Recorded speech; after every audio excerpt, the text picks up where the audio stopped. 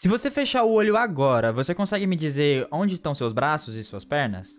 Consegue, né? E se eu te disser que você só consegue isso por conta do seu sexto sentido? Oi pessoal, meu nome é Bruno, eu sou neurocientista e nesse vídeo eu vou falar pra vocês sobre o nosso sexto sentido. E eu já vou deixando claro que não tem nada a ver com premonições, mas sim com a nossa capacidade de conseguir ter consciência corporal, ou seja, a nossa capacidade de saber onde estão nossos membros sem necessariamente visualizar eles. Ficou curioso pra saber sobre isso? Então já deixa seu like aqui embaixo e fique comigo até o final desse vídeo pra poder entender mais sobre o seu sexto sentido. Audição, visão, tato, paladar, olfato. Esses são os 5 sentidos que a gente é ensinado desde criança e que as nossas canções infantis falam tantas vezes.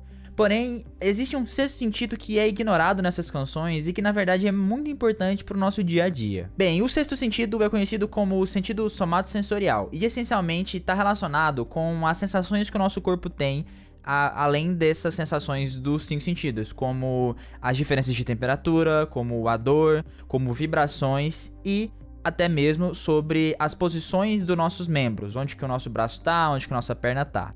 Além disso, esse sexto sentido também é responsável por informar para o nosso sistema nervoso central qual o grau de tensão que existe nos nossos músculos, ou seja, o quão contraído e relaxado eles estão. Para esse último grupo de informações sensoriais relacionadas com os músculos e com a nossa percepção de onde está o nosso corpo, nós damos o nome de propriocepção, e é sobre esse assunto que o vídeo vai falar. De forma geral, a propriocepção também pode ser chamada de sinestesia, e é a capacidade do nosso corpo de se localizar espacialmente, ou seja, de conseguir dizer onde os nossos membros estão no nosso espaço, no nosso local onde a gente está. Além disso, como eu já falei, a propriocepção também nos diz o quão contraído ou estirado o nosso músculo está e a velocidade de contração ou estiramento que esse músculo está exercendo. É essa propriocepção que nos torna capazes de conseguir fazer movimentos mais fluidos, uma vez que ela é responsável por dizer o quão necessário é aumentar ou diminuir a contração de um músculo para o movimento acontecer. Sem essa propriocepção, seríamos incapazes de fazer uma simples caminhada, por exemplo.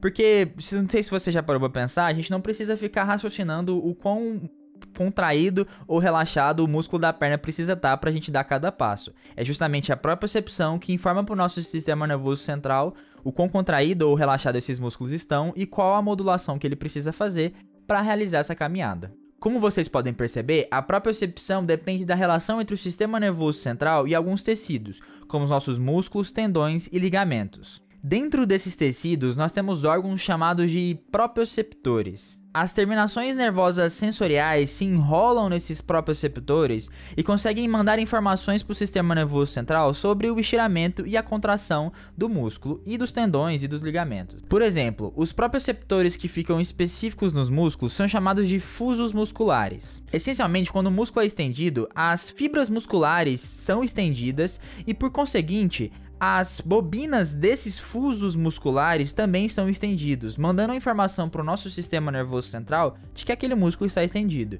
E o contrário também acontece quando acontece a contração, ou seja, quando a fibra muscular contrai, o fuso muscular contrai junto e consegue mandar a informação para o sistema nervoso central dizendo que aquele músculo está contraído. É justamente a informação de propriocepção que consegue fazer a gente, por exemplo, não derrubar uma sacola quando alguém joga algo pesado dentro dela, porque ao momento que alguém jogar algo pesado dentro dessa sacola, a gente vai conseguir perceber, através dos fusos musculares, que houve uma extensão rápida. E essa extensão rápida vai fazer com que o nosso músculo rapidamente ative e consiga manter a sacola em pé por aumentar a força de contração ali naquele músculo. Todo esse feedback de informação dos receptores proprioceptivos acontece em milissegundos, como se fosse um reflexo. E é justamente esse feedback contínuo entre os proprioceptores e o sistema nervoso central que consegue fazer com que a gente module o nosso andar e os nossos movimentos de forma mais fluida e mais fácil, de forma involuntária. Esse feedback contínuo de proprioceptores é muito importante, por exemplo, para atletas. Os atletas corredores conseguem passar facilmente de um local onde tem um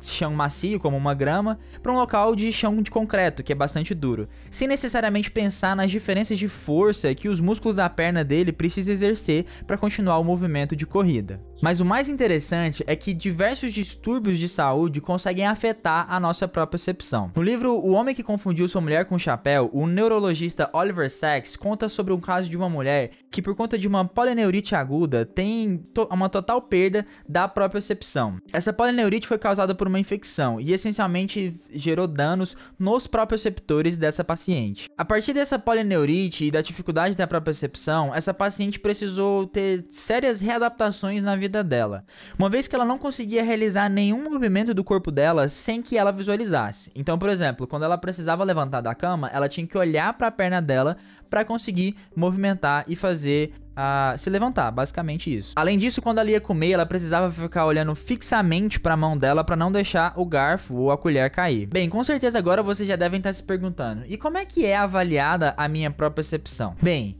médicos e fisioterapeutas são os responsáveis pela avaliação da propriocepção, através de diversos testes clínicos diferentes.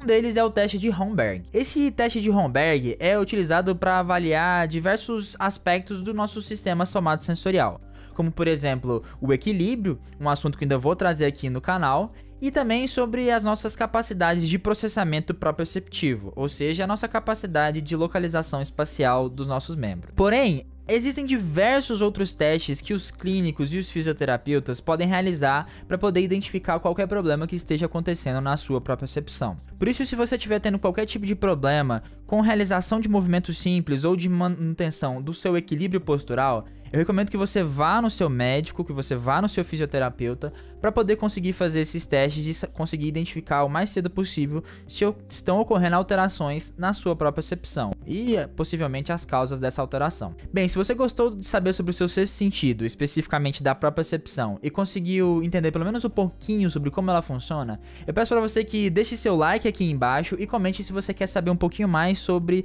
o nosso equilíbrio. E se você ainda não é inscrito no canal e gosta de receber conteúdos de neurociência de uma forma simples e descomplicada, eu peço para você que se inscreva aqui embaixo e ative as notificações clicando no sininho.